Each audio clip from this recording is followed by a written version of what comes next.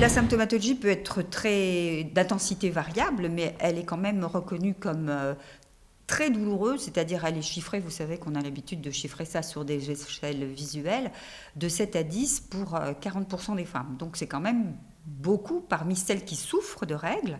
Celles qui en souffrent, elles trouvent quand même que c'est quelque chose d'invalidant, puisque la cotation, elle est quand même sévère.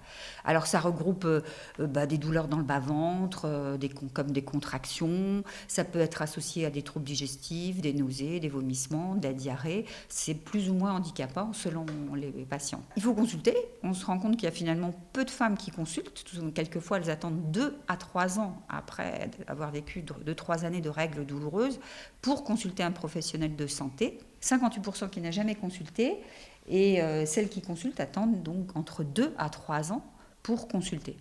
Et majoritairement, le premier professionnel qui est interrogé, c'est le médecin généraliste dans 90% des cas, qui est vraiment en première ligne.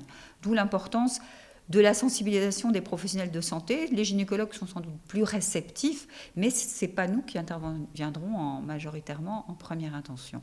Majoritairement, ces règles douloureuses, effectivement, elles sont un phénomène, on va dire presque physiologique, c'est-à-dire qui concerne une majorité qui est presque naturelle, mais derrière ces règles douloureuses, il peut y avoir de vraies pathologies comme l'endométriose, et c'est important aussi de les identifier, de les reconnaître et de les prendre en charge correctement. Il peut y avoir aussi des malformations.